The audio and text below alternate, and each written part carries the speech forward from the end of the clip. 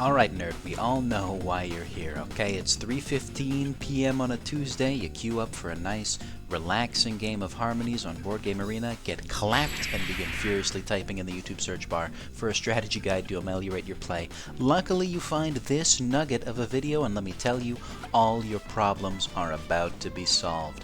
Now, note that this epic strategy guide will expand on ideas pointed out by the lovely No Wonders channel, also run by a guy named Sam. By the way, I knew I liked that fellow.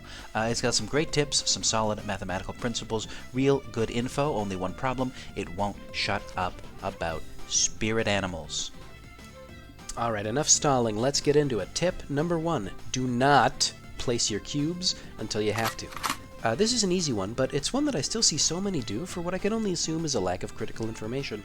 This tip is quite generic and pertains to pretty much every game with random or hidden elements, of which Harmonies doesn't actually have much of. But when you draft animals and place tiles, you are broadcasting your intentions to your opponent, and this necessarily means that they are broadcasting information back to you. What you can be sneaky about, though, is what cubes actually end up where.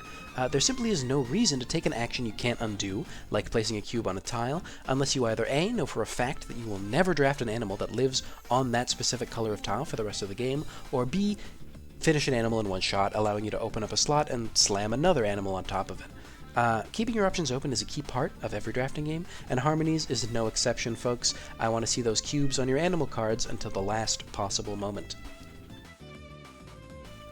Tip number 2, do not draft animals until you have to. Needless to say, this is pretty similar to tip number 1, but introducing random elements to the game can be absolutely devastating and can offer opponents opportunities they otherwise wouldn't have had access to.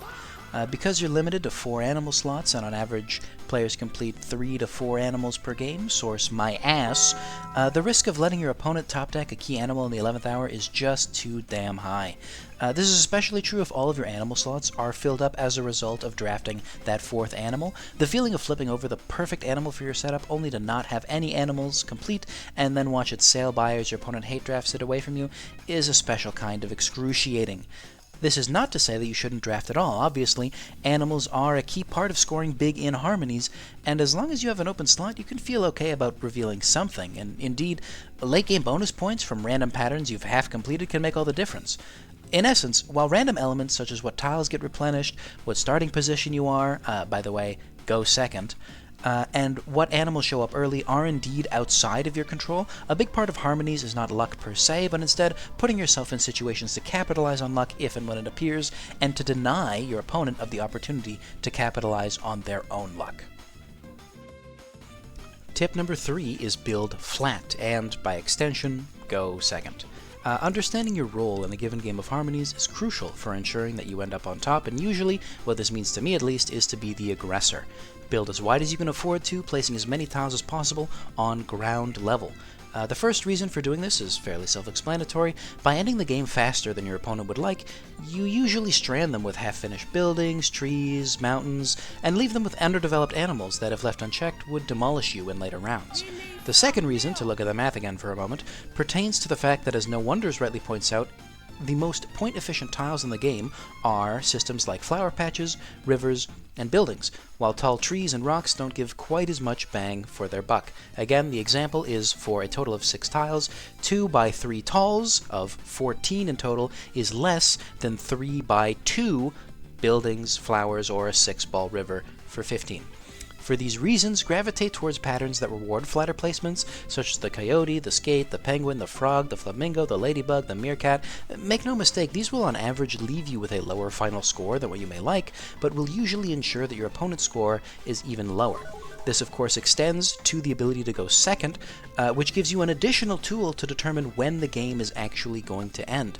At any time during the late game, you can just hold on to the game state, count up all the points, and see if it's beneficial for you to end the game now or to extend it an additional turn. The player going first does not have this opportunity. Going second, kinda broken.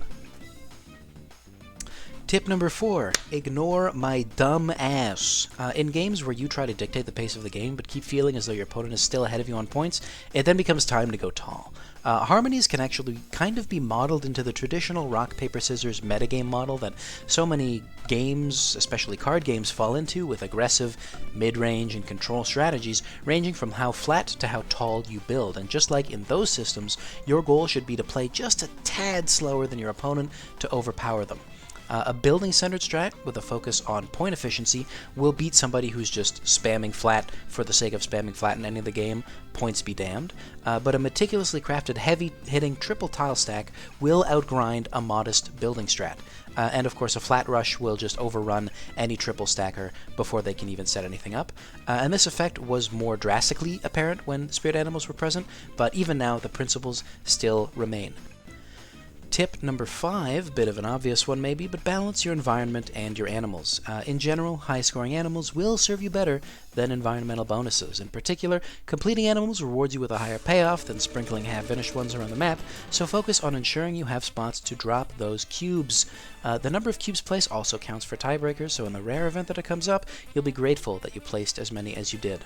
On the whole, your final score will depend on the number of rounds that have taken place, with longer games yielding higher totals, so to that end, any game in which you score 100 plus points is liable to be a reasonable finish, and anywhere from 40 to 60 of those should be animal points. In particular, don't be afraid to break up a river or plop a patch of 3 or more flowers to complete a pattern more efficiently. The loss of environmental points is almost always more than made up for by the extra 10 to 15 animal points you squeeze out, and as long as you make up for the deficit in other ways, like activating buildings, you'll start raking in victories.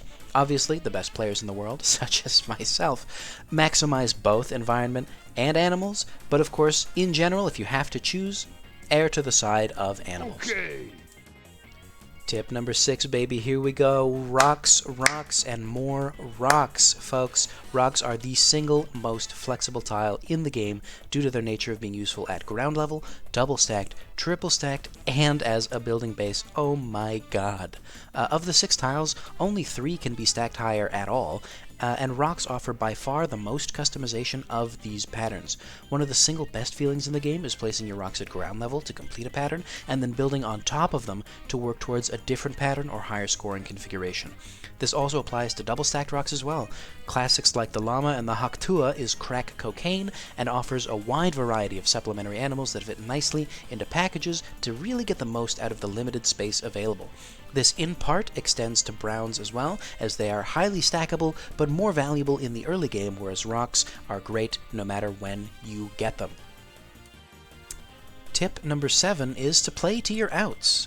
This follows on tip number 2, but eventually, at some point, someone will draft an animal and a fresh one will be available for selection.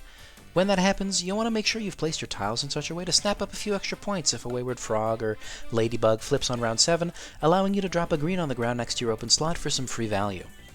What this tip basically boils down to is that to really get the most out of the game, you simply have to get good and memorize every animal in the game. I know, you may balk at the daunting task of remembering 28 whole patterns and all of their idiosyncrasies, but I promise it's not that bad. So many of these damn things are just color swap clones of each other. Also, let's not kid ourselves here. You play board games for a hobby, okay? You relish in getting the edge over your opponent by remembering every element of the game you're playing, okay? You're a psychopath, like me.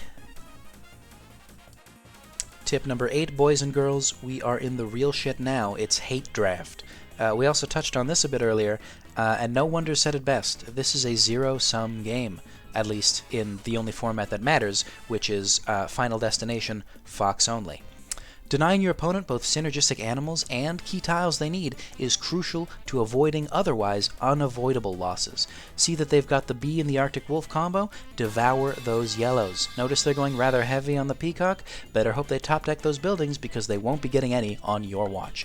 Naturally, don't deny them crap you don't need, and in general, favor your own game plan over stopping theirs, but wherever possible, take a breath and look at your opponent's board. If you were them, what tiles would you take?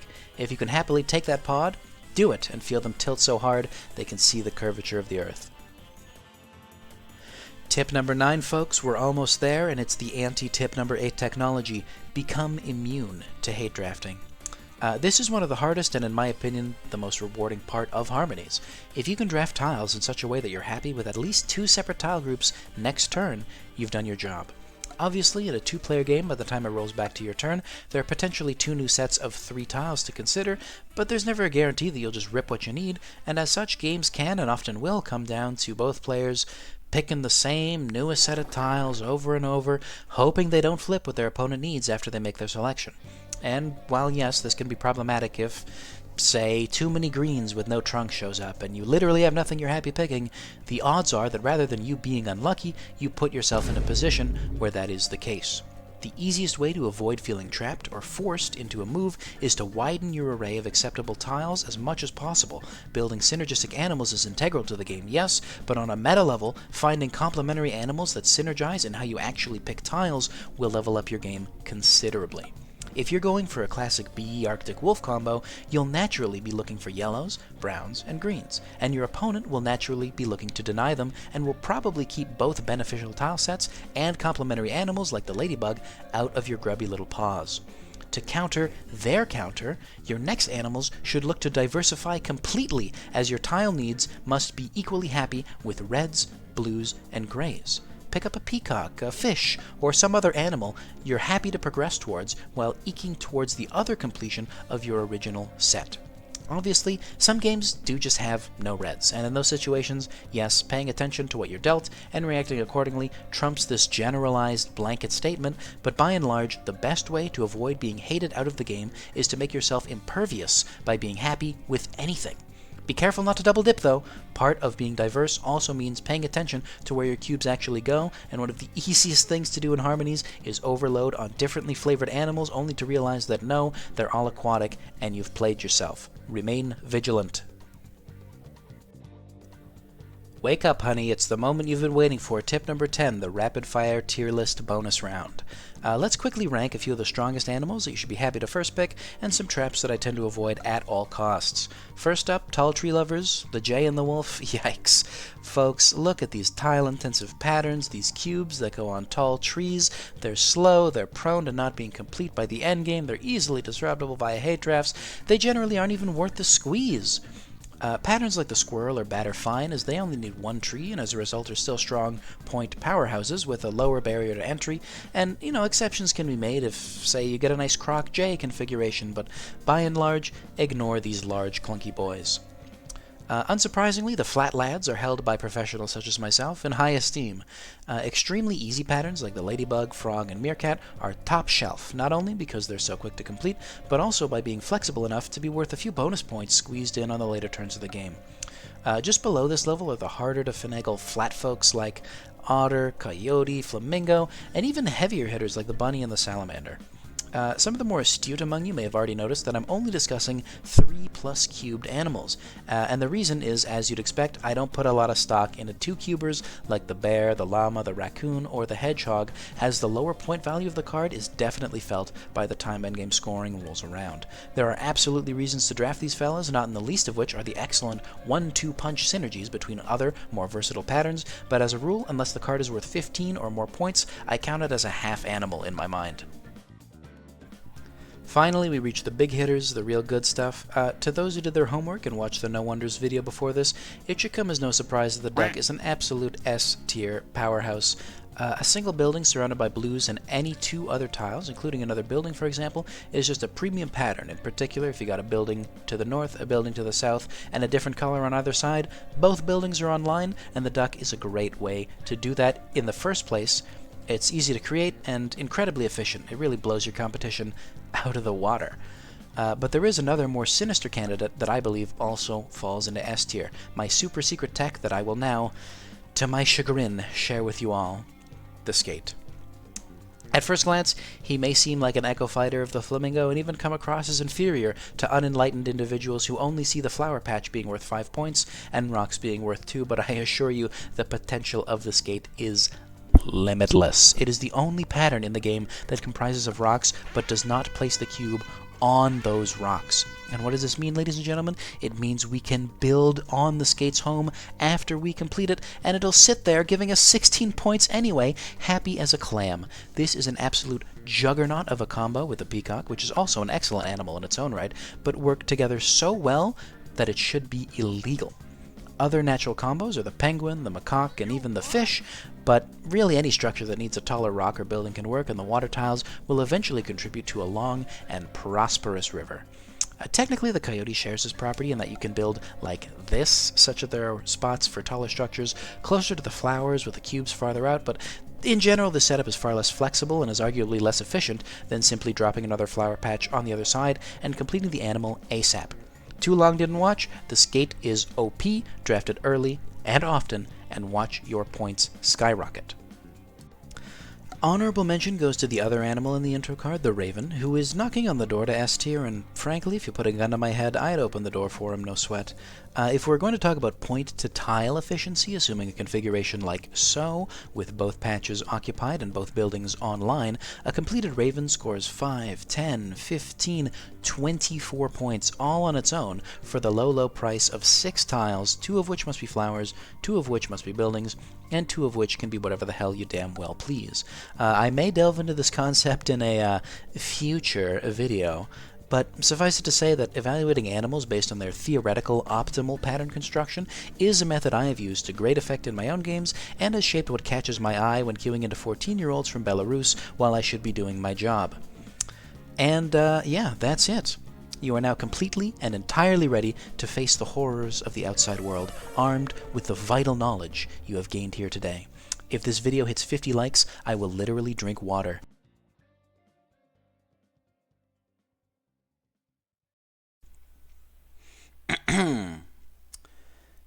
This guy just doesn't stop talking, does he? It's hypnotic the way he complicates airflow. Like a ceiling fan, but less engaging. What the fuck?